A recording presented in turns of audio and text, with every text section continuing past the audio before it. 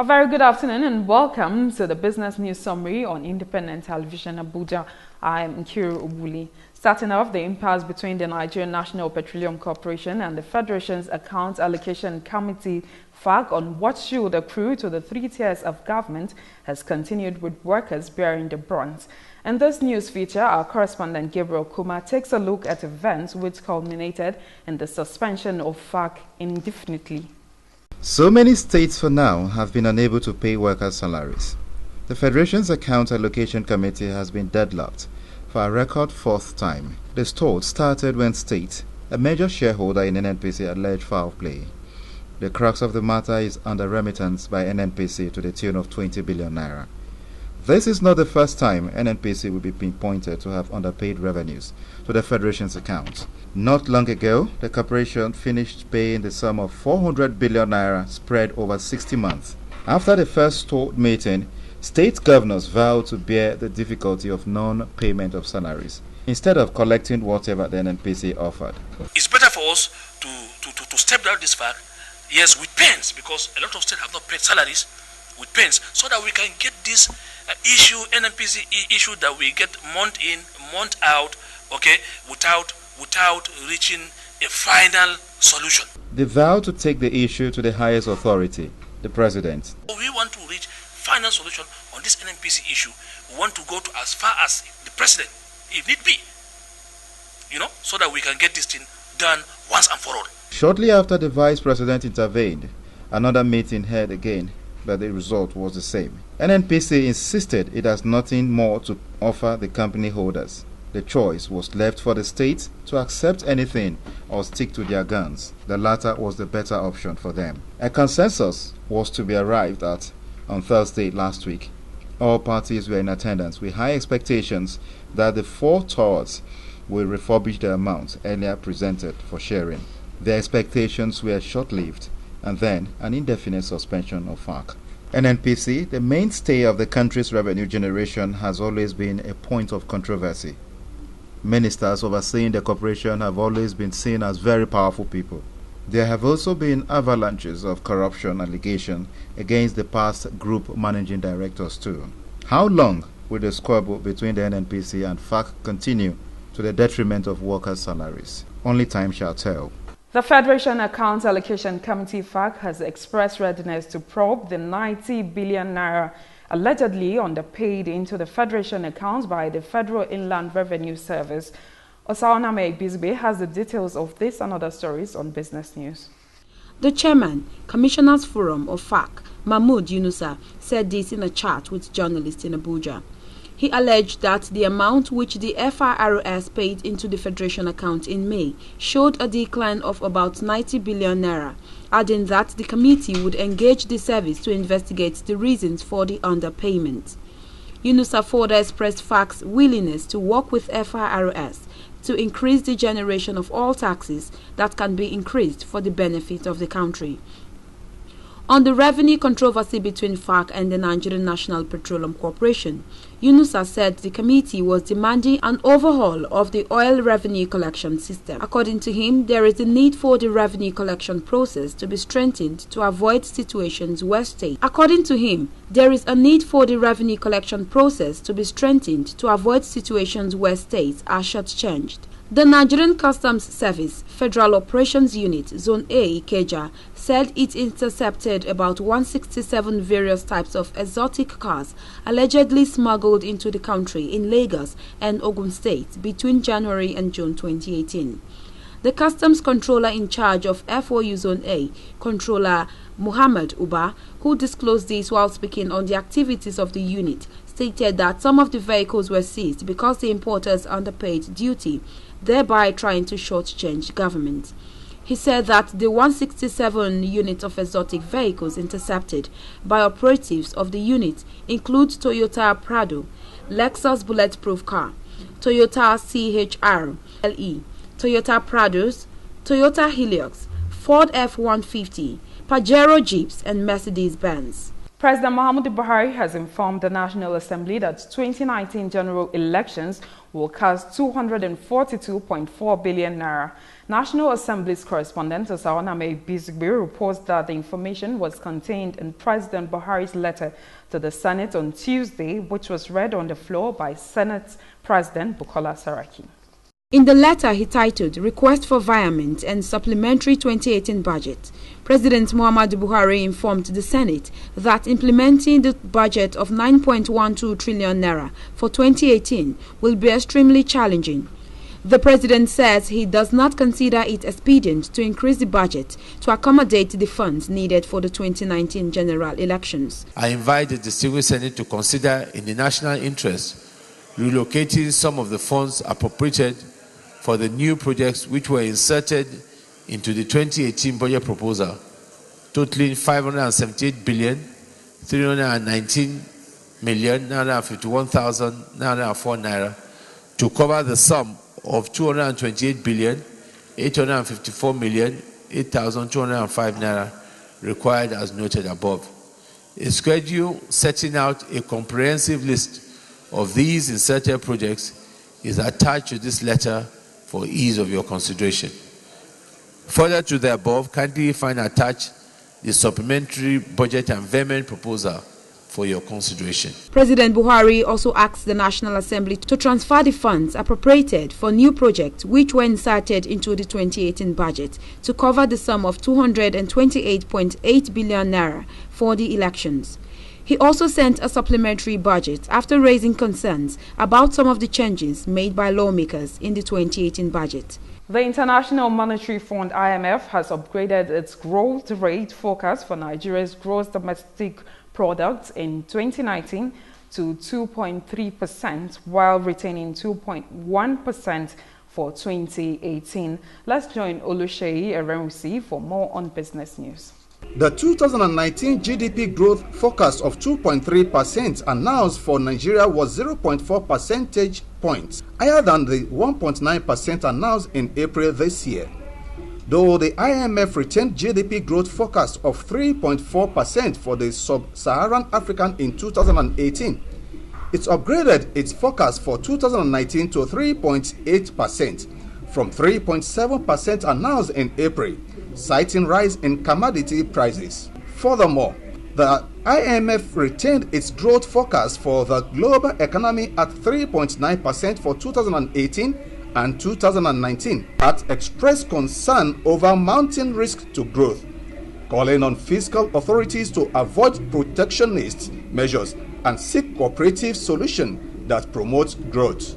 The nation's power sector lost a total of 10.7 billion naira in the first week of July 2018, showing an increase of 13% compared with 9.3 billion naira recorded in the last week of June 2018. The power sector lost an estimated 1,577 million naira on July 11, 2018 due to insufficient gas supply, distribution, infrastructure, and transmission infrastructure. The dominant constraint on July 11, 2018 remained unavailability of gas, constraining a total of 2,046.3 megawatts from being available on the grid. This has consequently affected the supply of electricity to individuals, households, and organizations nationwide. The Senate is set to investigate alleged irregularities in the ongoing oil and gas lease renewal and alleged massive loss of revenue to government.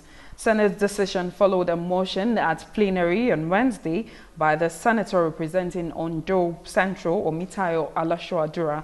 National Assembly's correspondent Osaoname Bizigbe reports that Senate mandated its Committee on Petroleum Resources and Banking to investigate the matter.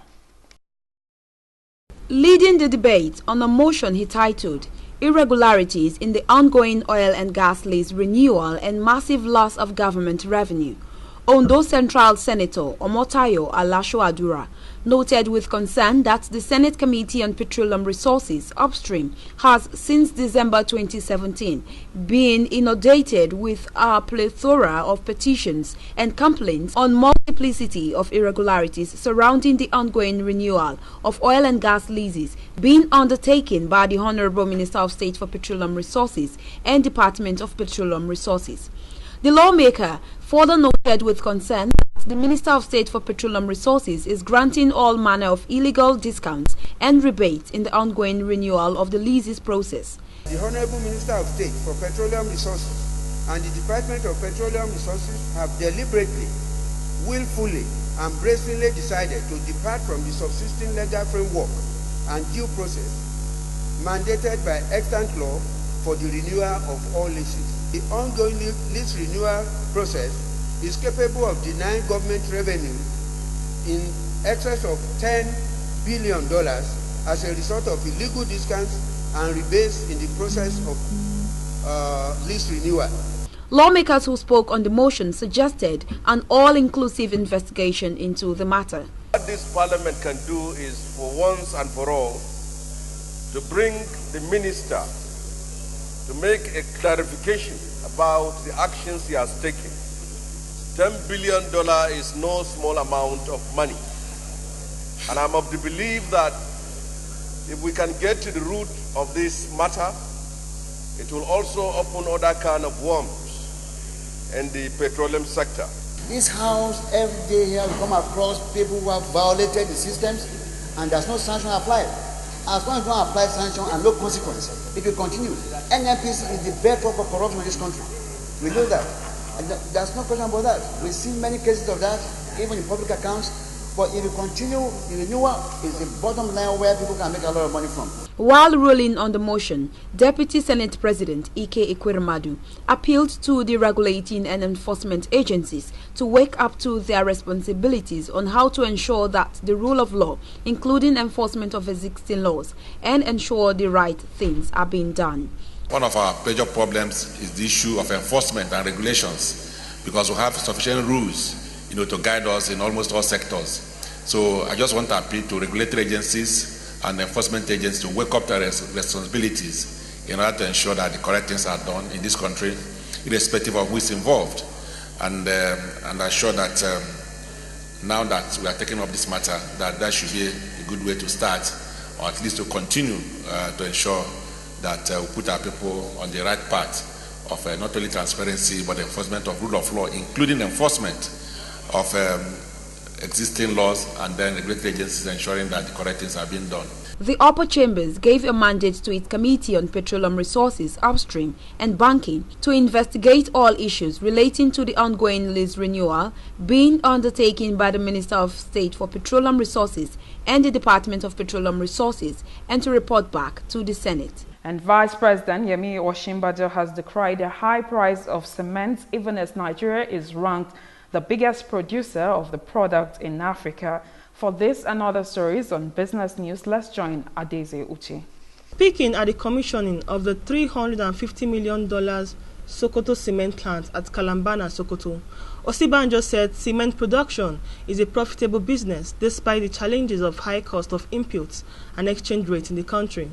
He said Nigeria has about 40 million tons annual capacity of cement production, which is the largest any country can produce in Africa.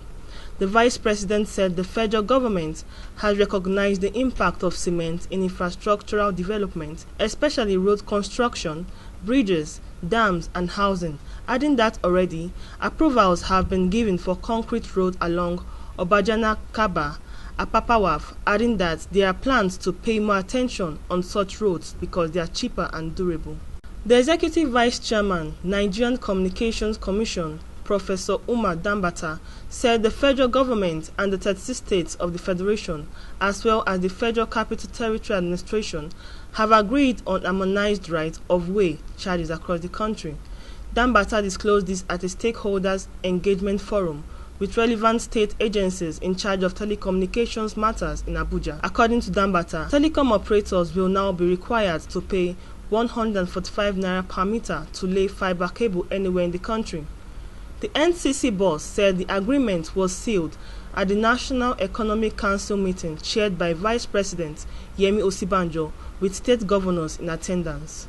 Dambata stated that before now, the operators were paying various sums ranging from 4,000 naira to 8,000 naira per meter in different parts of the country, adding that such high and arbitrary charges were a disincentive to investment in the telecommunications sector. The Bankers Committee of the Central Bank of Nigeria has introduced a new initiative to enable small and medium-scale enterprises to access loans, funds and grants to grow their businesses. According to a statement from the Bankers Committee, the Funding Nigerian Small and Medium-Scale Enterprises Initiative is in line with the federal government's commitment to growing small and medium-scale enterprises. The initiative, which is part of the government economic diversification efforts towards increased small and medium-scale enterprises, easy access to intervention funds, is aimed at growing small and medium-scale businesses for effective contribution to the Nigerian economy. The Securities and Exchange Commission (SEC) has again warned Nigerians against investing in schemes that offer unreasonable returns and proof not approved by the Commission. Again, Adeze Ute has more on Business News. The Acting Director General of Securities and Exchange Commission, Ms. Mary Udok, while speaking on current initiatives to move the market forward during a town hall meeting held in Port Harcourt, Rivers State, said the investing public must be wary of any investment that is proposing return levels that are unreasonably high. Ponzi scheme, also a Ponzi game or a Ponzi, is a fraudulent investment operation where the operator, an individual or organization, pays returns to its investors from new capital to the operators by new investors, rather than from profit and through legitimate sources. According to her, such ventures have no tangible business model, as returns would be paid from other people's invested funds, making it a fraudulent investing scam. Uduk added that even if the Commission had approved the company's activities, investors must ensure that the fund managers and the products they are offering are registered with the SEC. The SEC boss restated the Commission's resolve to make the capital market more user-friendly to boost investors' participation in the market. The federal government has placed a ban on importations of haulage vehicles that are 10 years and above old from the date of manufacture. The ban is expected to take effect from 1st of January 2020. This measure was one of the resolutions of the Stakeholders Forum, organized by the Office of the Secretary to the Government of the Federation, Mr. Boss Mustafa, for haulage operators following the recent road traffic inferno on Otedola Bridge in Lagos, where over many lives and properties were lost. The communique issued at the end of the meeting directed that mandatory certification of all haulage vehicles will now be carried out twice in 12 months. According to the communique, which was signed by Mustafa, the federal government will also work closely with the Bank of Industry and other financial institutions towards the establishment of late acquisition renewal scheme for haulage operators. Other resolutions of the meeting was that standard speed limiters must be installed in all haulage vehicles in Nigeria, and that tankers without safety valves and the required number plates will henceforth be disallowed from loading. The meeting also agreed that Department of Petroleum Resources, Nigerian National Petroleum Corporation, Federal Road Safety Corps, and other relevant agencies should immediately harmonize operating safety requirements at all tank farms, even as it was agreed that periodic checks of haulage vehicles must be carried out at relevant loading points. And for Business News Friday, our correspondent is standing by. The Apapa Area 1 Command of the Nigerian Customs Service said it generated 176.75 billion naira in the first half of 2018, an increase from the 165.74 billion naira it generated during the same period in 2017. The command spokesman, Mrs. Ikiruka Nwala, made this known in Lagos on Friday. Nwala said the increase in revenue was due to the implementation of the Nigerian Integrated Custom Information System 2 in Apapa, which had blocked revenue leakages in cargo clearance procedures. She said the revenue would have been more but for the ongoing repair of roads in the Apapa axis, which had affected the quick evacuation of cargoes. The Naira yesterday depreciated by 22 kobo to 361.91 Naira per dollar in the investors and exporters window. Data from FMDQ showed that the indicative exchange rate for the window rose to 361.91 Naira per dollar yesterday from 361.69 Naira per dollar on Wednesday, indicating 22 kobo depreciation of the Naira. On the second hand, the naira was stable at 358 naira per dollar in the parallel market. The Director General of the Nigerian Export Promotion Council, Olusegun Awolowo, says Nigeria has the potential to dominate the African trade market through the African Continental Free Trade Area. Speaking in Abuja at the sideline of an engagement event to promote intra-African trade fair to be held soon in Egypt, Awolowo said Nigeria would not only sign the AfCFTA but will also drive its implementation in Africa. The NEPC boss said language barrier, inadequate transportation networks, and weak political will have been some of the major hindrances to intra-African trade, which Afreximbank and NEPC are collaborating to find solutions to. The president of the African Export-Import Bank, Dr. Benedict Aroma, said the fair was organized to promote trade within Africa. And that has been the business news summary on Independent Television Abuja. Many thanks for staying with us. I'm Nkiru Obuli. Enjoy the rest of the day.